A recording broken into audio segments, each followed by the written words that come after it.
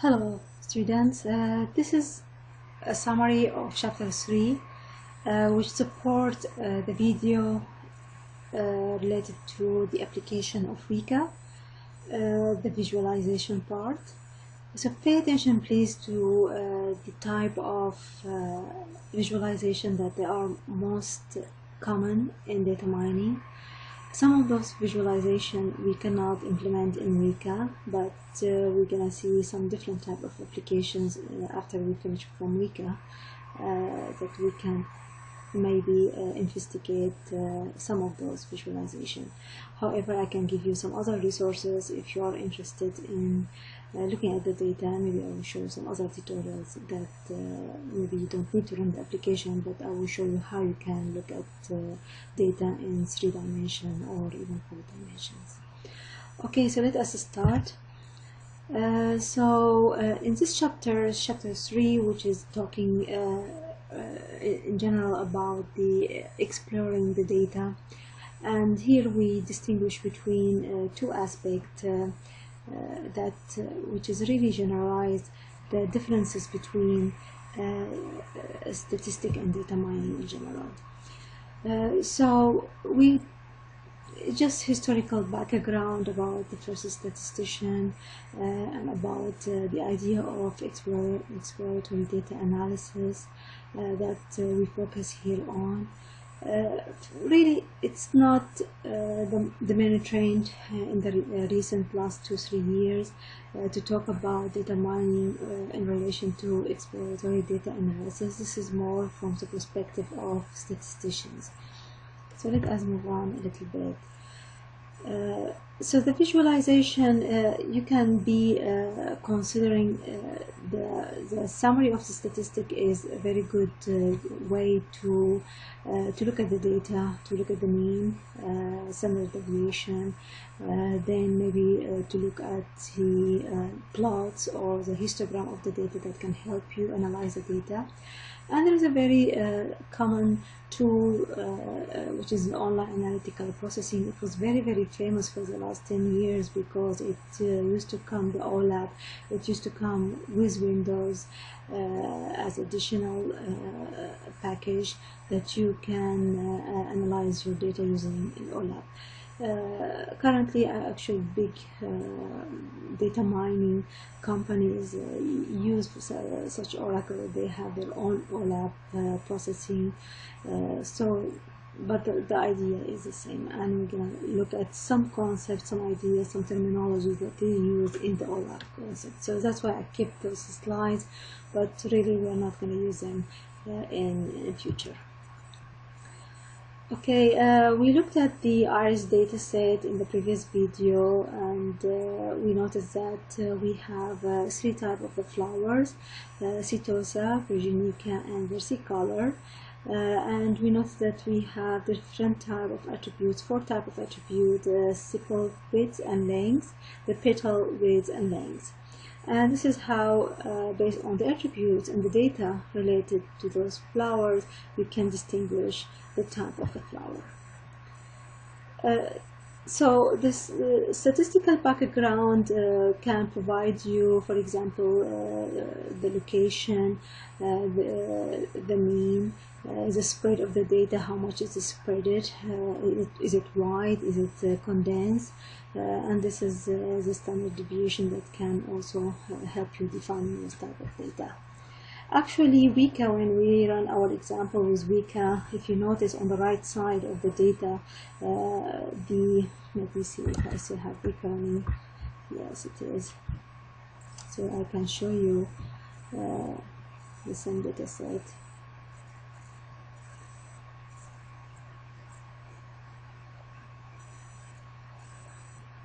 So we are looking for IRIS data, and as we remember, it is in Weka folder inside the data. I'm gonna pull the IRIS data because I didn't mention this.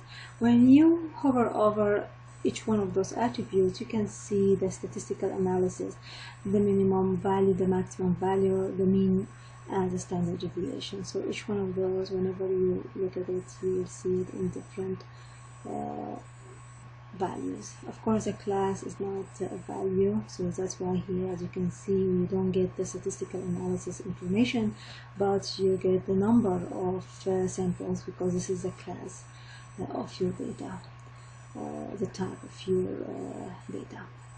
Okay, another thing I would like you to consider here, we talked mainly that one of the applications that we use before running any type of data mining algorithm, because I want to take advantage since I opened the data, you can use the discretization technique. So let me look at it. It's under the attribute and show you what kind of so discretize. So as you can see, most of the stuff that we looked at available as a filters in this way. So usually if you click on this one and if you double click on the line, so I would like to use equal frequency. This is important, so all data will be treated the same. However, in our case, since the three data are distributed the same number, it's not so important that I change this to true. But if I have a data set that each one of those classes are number of the samples are different, like maybe this is 20, this is 50, this is 100, then this application is important. Let me apply and you can see how the data now became totally different. And now we have a range here of data. Now I can pick the other type. This is unsupervised. Since our data is supervised data, so let me open the file again. And let me now not use the, so we distinguish between the supervised and unsupervised. Supervised, the one that already we have a class. Unsupervised, we don't have class. But here, since we have a class, we have to look at the attribute that is related. The same discretize. And remember, discretize, what it does, it divides the data into category. So if you look into your book, in page 132, you can see like how they divided the data into low, medium, and high for each of those attributes, the petal length, the petal width, etc. So the same concept here. Now if I apply discretize on this data, you can see, so you can consider this low, medium, and high. So I'm trying just to show you how you can use the same what is in your book with this application. Now if I go to the visualization and I try to maximize, of course, the font size and update, you can see a little bit now we don't have a lot of data. We only have those three attributes, low and high, and low, medium, high. So it's very easy for us now to look at the data and to distinguish the data, and to be able to see which attributes that are really easy to distinguish. For example, you can look at you can see the petal width here, the petal width. Petal width with petal length, that how the data is distributed. So you can split this one alone. Here there is a correlation, so it's not so. So let's say the petal length is the petal width. This is the width and this is the length. So somehow you can define the data in easier way when you do discretization. You look at the data in easier way. It's much more easy to read the data. What else? Here, as you can see, is very difficult to distinguish the petal length with the width here. The spellings with the width is not so accurate. How you can split your data. However, so this is another way that you can really rely on to look at the data and to see it in much easier way. You can use a jitter just to see the data in bigger way. Or just to distinguish a little bit better those all points, because this is not one point, it's more than one point, but we put them all together in those three categories: the low, medium, and high. Okay, I hope this example helped a little bit to clarify some of the concepts in theory part. So let us go back to our slide. Okay, so I have to go back now since okay. So this is just type of the statistical analysis that we can use to define our data. You can see in the book they talk about the differences between the median, the mode, and the mean, how you can calculate each one of those. For example, the mean is you can use sum all the data and you divide it out on the number of the data that you have. The median, if you have, for example, 1, 2, 3, 4, 5. Here is very easy for me. The median is the middle point, is 3, because here I have odd numbers. But if I have an even numbers, 1, 2, 3, 4, 5, 6, in this case I have those 2, so I sum them up and divide them over 2, so will be 3.5 my median.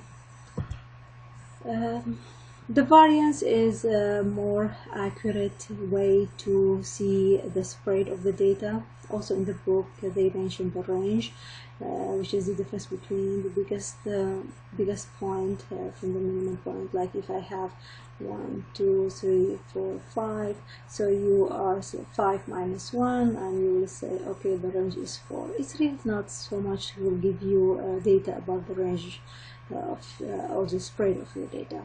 The variance is very accurate measurement used in statistics to know how much variance you have in data, how much your data is spread, and it is equal to the sum of each data that you have in your data set minus the mean and the square of it, so the sum for all those data, and then divided over the number of the data minus 1. And here in this statistic they always say that this is minus 1 error that's known in statistics. So you don't divide over m, but you divide over m minus 1, because you are not having all the data set in the world, but you're having a sample of the data, okay, a subset of the data. And this is a variance. Standard deviation is will be the square root of this. Okay, so sigma is the square root of that one. Another type of measurement also can be used, like an AAD, which is similar a little bit, but you have to take the absolute. MAD, you take the median of all the data, the absolute, and you subtract from each item you have the mean. The integral range of x is equal to the percentile of the 75 minus the percentile of the 25. I'm gonna see it in the maybe a couple of chapters. You have it in the book. Actually, it shows you. Should have some slide here talking about it. Let me see if I have some.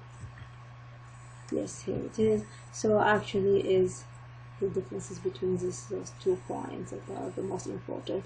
So usually in statistics they use which is the Boxer plot, which is invented by Tukey, the statistician.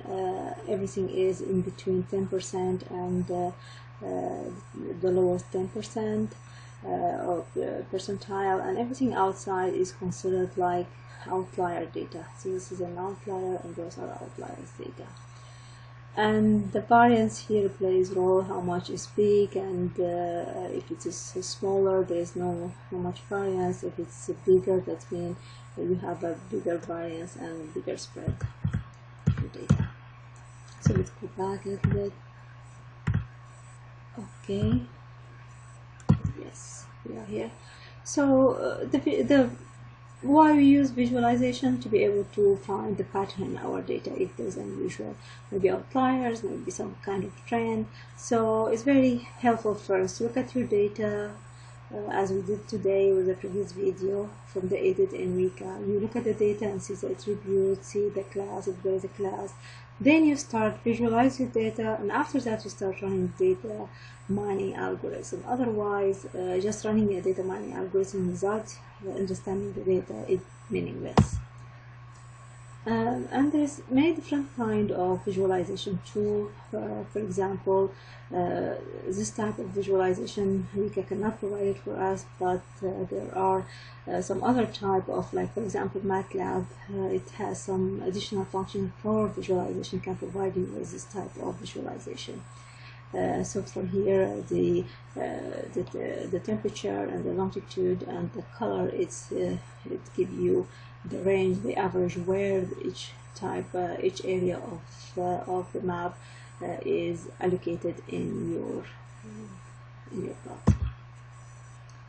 So the representation is very helpful. The color, how you divide your data. For example, here you can rearrange your data in a way to make it more meaningful. As you can see, if you arrange your data set here, and you can see how you can see the correlation between the data. This is one type, just to manipulate the data. Now, if your data is small, you can do this, but when your data is huge, it's very difficult for the human being to do this kind. You have to write kind of organization.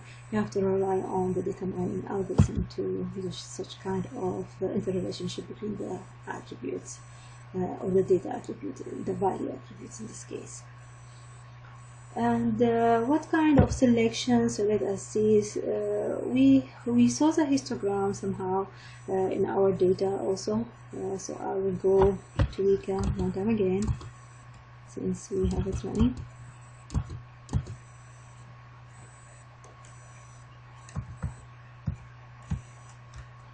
Okay. If I go to the pre-process here, I click on visualize all. You can see some kind of visualization. Now, because we did discretization, we cannot see it very accurate. But if you go to the original data, and you saw it in the previous video, you can see actually the bins and how the data is distributed. So the idea of the bins and the histogram is to know how many items are in this range. Like for example, from 0 to 0.25 maybe, we have about 40 samples were in this area. From 0.25 to 0.5 maybe, we have about 8 samples in this data. So you can see from the histogram, it gives you some ideas about your data, and you can divide your histogram to be divided into 20 bins or 10 bins. This is the 10, this is the 20. And as I said, those are more statistical data. You might not need it, but just I would like to mention it so you will not get confused with the chapters in this book that give you some highlight about the relationship between statistic and the data mining. Now also you can visualize the data and have the relationship in 3 dimensions. It will not make a big difference. For example, here the relationship between the petal width and the petal length, and you can see the kind of the correlation so high.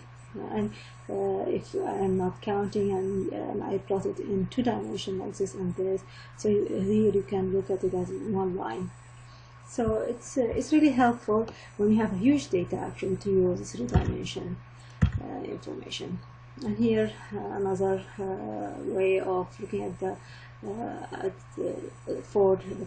first 4 attributes from the dataset of IRIS dataset, and each one of them how is represented in each attribute. The scatter plot, and this is what we used when we looked at our data in Weka. And if you see here is the most one that you can really rely on is the relationship between the petal. Let me go back. You can see, like, look at all those data. This is very difficult to distinguish the data between each other. This is the most one that I can split the data somehow and say this is Okay, and since the blue is setosa, so I can say, okay, in this range the setosa that it has this value less than 2, the length of her petal, width less than 1, so I can say this flower is setosa.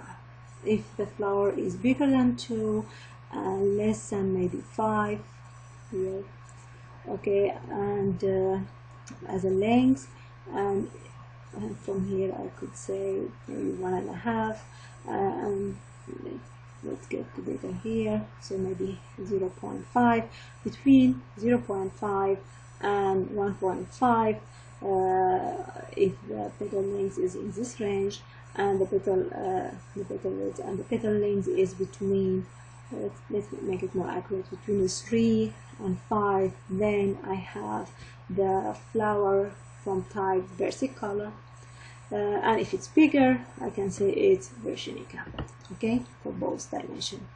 So really the other data,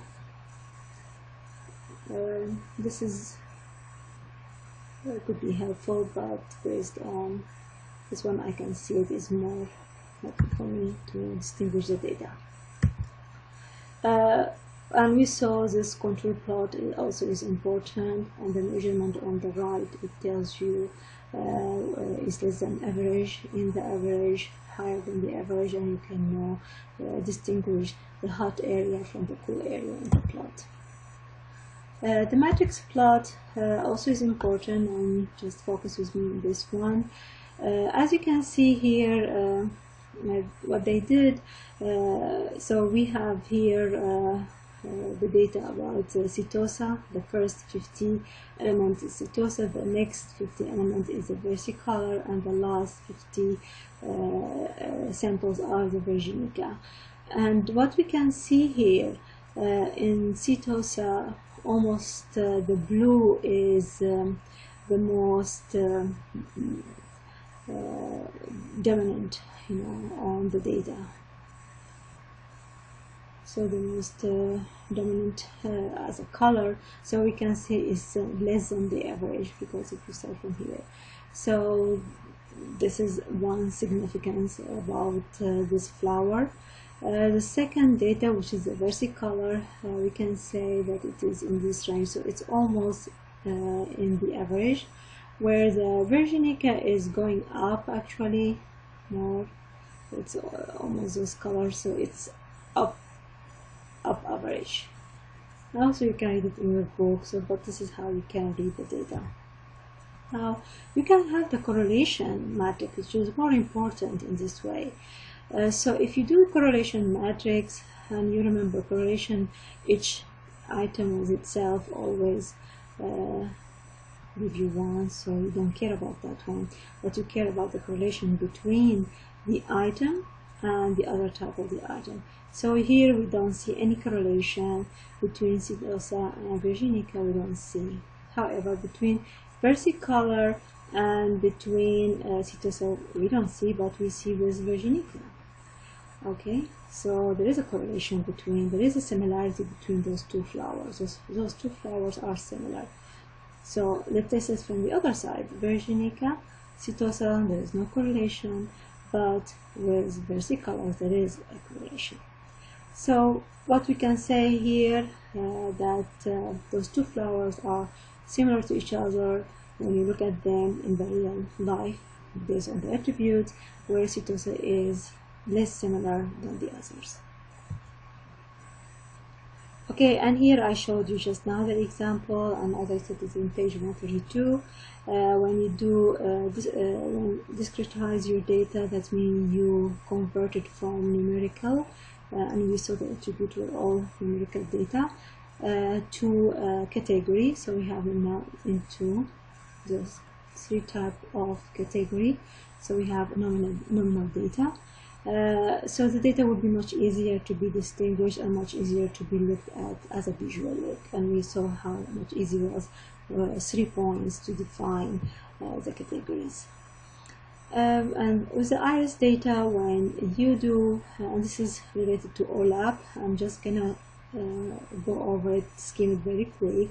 Just if you in the future work on OLAP type of data mining software such as Oracle or Windows OLAP, so to understand the concept of the cube and the concept of drill up, drill down, roll down, etc.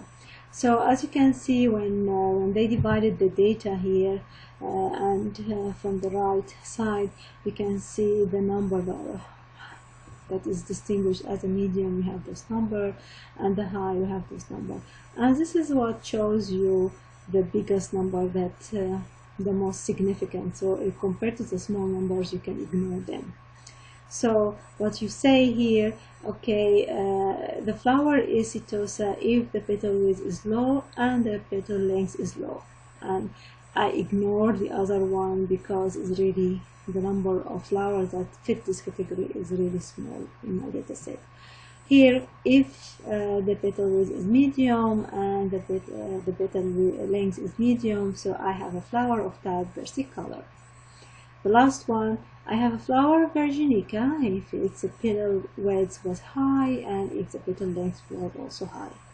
So this is how I can read my data very easy, and I can define it as a cube. So here, if I am distinguishing the type of the species, which is either setosa, versicolor, or virginica, so this is the third dimension, and I have in the second dimension petal width, and I have the first dimension the petal width too.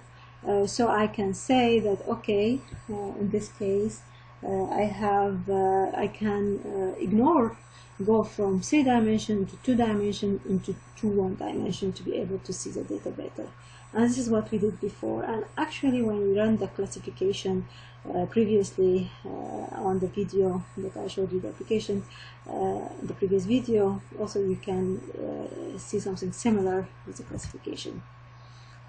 Another example for the data cube, just to understand the concept. So the whole idea is you have a huge data and you want to move from this huge data from, for example, the data has 3 attributes: the date, location, and product ID. And it's very difficult for you to analyze. So we use the concept of aggregate. Remember the aggregate when we talked about the locations instead of having saying the city, we move to, okay, let's now aggregate on the state, then maybe we aggregate on the continent. So this is the type that we are talking about. So maybe, so we go from 3 dimension to 2 dimension to 1 dimension. We look at the data. So here, for example, only they aggregated on date and the product ID to look at the data. Okay, and this is two concepts that are very important to remember in the future: slicing and dicing. So what's the difference between those? When you say slicing, what you are doing, you are trying to aggregate data together or select a group of the data, but based on what? Based on a specific value for 1 or more dimension. Okay, so here we are talking about values. Where the dicing is, you are selecting subset of those data, but for a specific range of attributed value. So you say, I want the attribute has a value between 5 and 100. So only pick those the subset that has this type of value. Or for location, if I have the data, the previous data related to all cells in the world, I will say, okay, I want only the data that comes to me from United States, and maybe only from I will pick the states for 5 states, and those states that attribute value, I want them to be considered only. Okay. Now the second information, which is very important: roll up and roll down. Here what you are doing is like hierarchical order, and for example, each date is associated year, month, week, and we talked a little bit about this, but this is more detail. Location, and the product, maybe you have category, clothing, electronic, and furniture. And so what we can do in this one. So for example, we can aggregate, so we are rolling up the cell across all the dates in the months. Okay, where in the other hand, if you are giving a data and the time dimension is broken into months, and you would like to split the months totally, cells totally, so you are drilling down into the data, you go deep down more in the data. Okay, so did you distinguish the difference between two? So here what you are doing, you want to look at the data across all the dates in a month. Okay, so you are rolling up in your hierarchical order, where if you want to break into months and you want to split the cells totally into daily cells, in this case you are going down in the data, you are reading down more deeply in the data, and you get your information more specifically. You are going into the daily, where here you're going up and here you're going down the data. So more complexity, less complexity.